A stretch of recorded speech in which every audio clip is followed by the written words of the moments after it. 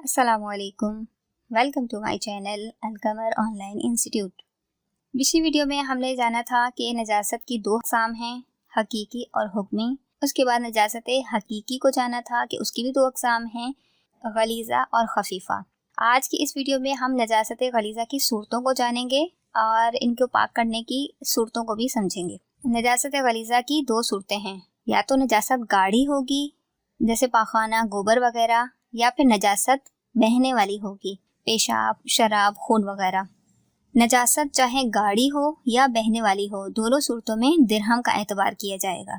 گاڑھی نجاست کی صورت میں اس کے وزن کا اعتبار کیا جائے گا، جو کہ 4.5 ماشے یا پھر 4.5 گرام سے تعبیر کیا جاتا ہے، اور بہنے والی نجاست میں درہم کی لمبائی چوڑائی کا اعتبار کیا جاتا ہے۔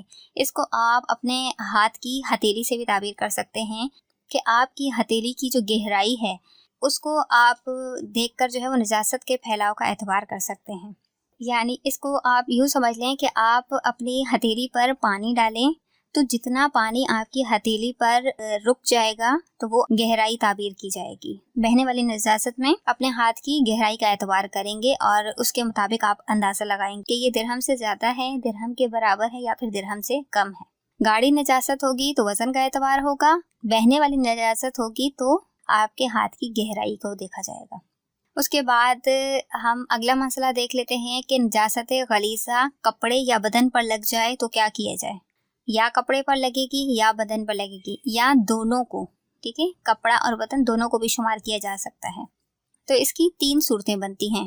پہلی صورت، یا تو وہ نجاست درہم سے زیادہ ہوگی، دوسری صورت یا درہم کے برابر ہوگی، تیسری صورت یا نجاست درہم سے کم ہوگی۔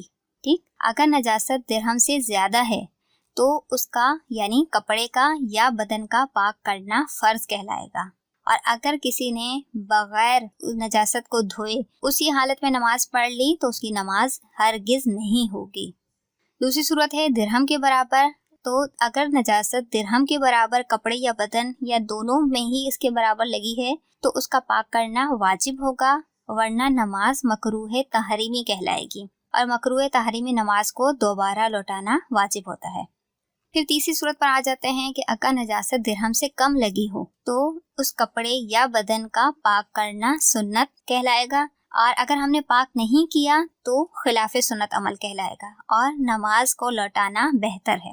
اب ریویژن کر لیتے ہیں ان تینوں صورتوں کو کہ نجاست یا تو درہم سے زیادہ ہوگی تو پاک کرنا فرض ورنہ نماز نہیں ہوگی، اگر نجاست درہم کے برابر ہے تو پاک کرنا واجب ورنہ نماز مکروہ تحریمی اور دوبارہ لوٹانی ہوگی۔ تیسری صورت، اگر نجاست درہم سے کم ہے تو پاک کرنا سنت، اور اگر ہم نے پاک نہیں کیا اور ویسے ہی نماز پڑھ لی تو خلاف سنت عمل کہلائے گا اور نماز کو لوٹانا بہتر ہوگا۔ آج کی ویڈیو میں ہم نے نجاست غلیظہ کی صورتوں کو جانا، انشاءاللہ تعالی اگلی ویڈیو میں ہم نجاست غلیظہ میں کون کون سی چیزیں شامل ہیں ان کو جانیں گے۔ تب تک کے لیے مجھے دیجیے اجازت، اللہ نگہبان۔